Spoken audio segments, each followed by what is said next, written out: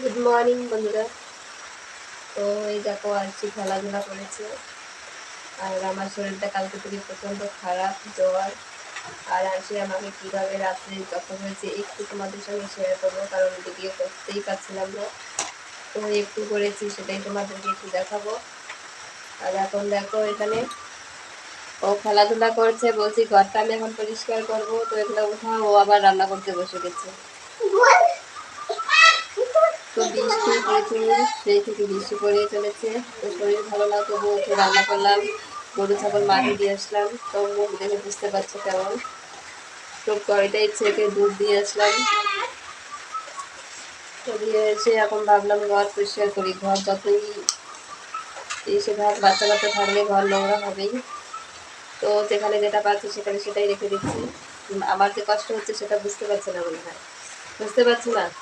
এখানে জামা, ওখানে প্যান্ট, ওখানে কাগজ ছিঁড়া, এই সমস্ত কিছু ঘরে ছিটিয়ে রেখেছে। তো এখন একটু গোছালাম, তো এখন ঝাড়ু দেবো। তো চলো।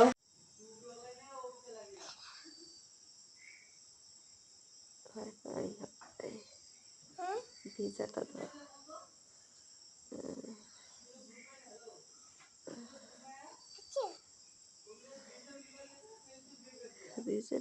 তো বন্ধুরা দেখতে পারছো, আর এখন বাজে বেলা 2:30 বাজে। তো এতটুকু তো শুধু শুয়েছিলাম, দেখতে পেয়েছি। আর এর বাইরে তো আমি কোনো কিছু ক্যামেরা করতে পারিনি, তাই দেখাতেও পারিনি। আরো অনেক কিছু করেছি, সেটা আমি তোমাদের বলবো।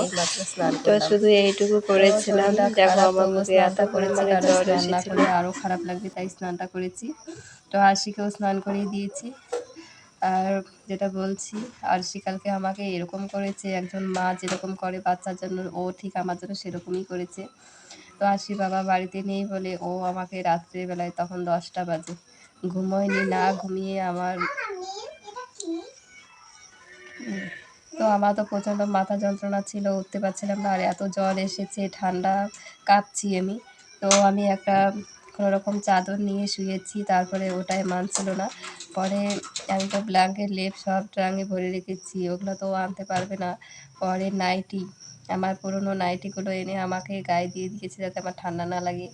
রাত্রেবেলায় 10টার সময় মোবাইল নিয়ে গিয়ে তুলসী গাছের থেকে পাতা ছিঁড়ে এনে আমার কপালে ঘষে দিয়েছে, গামছা ভিজিয়ে কপালে জল পট্টি দিয়ে দিয়েছে, ওষুধ খাইয়ে দিল, জল এনে দিল। বলছে মা মাথায় জল দিয়ে দেবো, কী খেলে ভালো হবে সেটা বলো, আমি তোমাকে এনে দেবো। তো ওর বোমা বাড়ি থেকে ওকে ভাত দিয়ে গেছিলো, আমি তো রান্না করতে পারছিলাম না, ওকে খাওয়ার জন্য ভাত দিয়ে গেছে, আমার জন্য দিয়েছিল। কিন্তু আমি তো, মুখের অবস্থা এরকম হয়েছে, খাওয়ার তো কোনো ইচ্ছেই নেই, উঠতেই পারছি না, খাবো কি। তো ভাত আমি বললাম তুমি নিয়ে খেয়ে নাও, ও নিয়েছে, নিয়ে ভাত খেলো, আমাকে আমার জন্য একটু মাছ রেখে দিল, ভাত রেখে দিল। বলছে এটা খেয়ে ওষুধ খাবে বা সুন্দর মতো খেয়ে নেবে। মানে মা যেরকম বাচ্চাকে বকা দেয়, ওরকম আমাকে বকা দিয়ে বলছিল। এ হচ্ছে আমার একটা লক্ষ্মী সোনা, তাই না বাবা? তো ও যে এত কিছু করবে আমার জন্য, আমি কল্পনাও করতে পারিনি। তো যখনই যেটা বলেছি এক দৌড়ে চলে গেছে। এমনিতে যদি বলি কিছু একটা কাজ করতে, ও করতে চায় না, কিন্তু কাজকে বলার আগেই দৌড়াচ্ছে এরকম। তো চলো, আজকে আর কথা বলছি না, টাটা। আজকে ব্লগটা এ পর্যন্ত, ছোট্ট একটি ব্লগ দেবো, তোমরা দেখে নিও। তো আশা করি তোমাদেরও ভালো লাগবে। তো এখন মোটামুটি ভালো আছি, তোমরা সবাই ভালো থেকো, লাইক কমেন্ট শেয়ার করে দেবে অবশ্যই। চ্যানেলটা আমার এগোচ্ছে না, এরকম পথে চলছে, তো তোমাদের সাপোর্ট ছাড়া এগোতে পারবো না। চলো টাটা।